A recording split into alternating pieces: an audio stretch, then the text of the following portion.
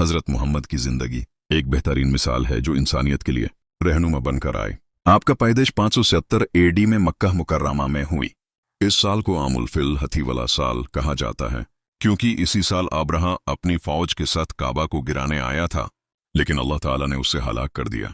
आपका नसब हजरत इब्राहिम अलैहिस्सलाम के फर्जंद हजरत इस्माइल अलैहिस्सलाम से मिलता है। आपके वलीद का नाम अब्दुल्ला और वलीदा का नाम अमीना था।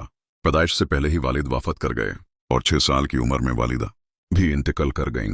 फिर दादा अब्दुल मुत्तालिब और उसके बाद चचा अबू तालिब ने आपकी परवरिश की। बचपन से ही आप सच्चे, अमीन और शरीफ मिजाज थे। लोग आपको अल अमीन और अस-सादिक कहकर बुलाया करते। तिजारत आपका पेशा था और आप हमेशा ईमानदारी से कारोबार करते। इसी तिजारत की वजह से हजरत खदीजा रज़ियल्लाहु अन्हा ने आपसे निकाह किया। आपको जवानी से ही घोर फिक्र का शौक था। अक्सर गरे हिरा में जाकर इबादत और अल्लाह की कुदरत पर सोचता करते।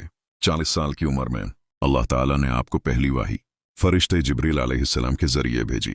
इस वक्त पहला पैगम इकरा पढ़ो था। इसी से आपकी नबूवत का आगाज हुआ।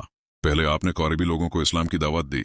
सबसे पहले हजरत खदीजा रज़ियल्लाहु अन्हा, हजरत अली रज़ियल्लाहु अन्हु, हजरत ज़ैद बिन हारिथा रज़ियल्लाहु अन्हु और हजरत अबू बकर रज़ियल्लाहु अन्हु ईमान लाए।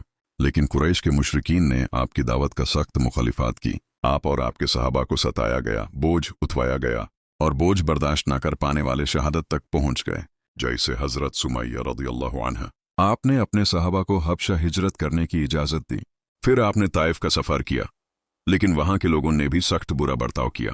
फिर अल्लाह ने मेराज का मौजिज़ा अता किया, जहां आपको आसमानों की सैर कराई गई और नमाज फर्ज हुई। आखिरी में अल्लाह ताला ने मदीना वालों के दिल इस्लाम के लिए खोल दिए। आप और आपके सहाबा ने हिजरत करके मदीना को मरकज बनाया।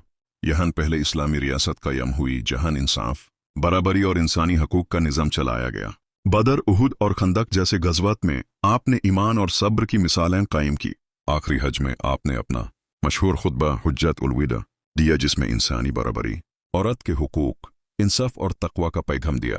33 साल की उम्र में आप मदीना में इस दुनिया से रुखसात हुए। आपकी जिंदगी इखलाक, इंसाफ, रहमत और इंसानियत का बेहतरीन दर्स है। कुरान और सुन्नत आज भी इंसानियत को रास्ता दिखाते हैं और क़यामत तक दिखाते रहेंगे।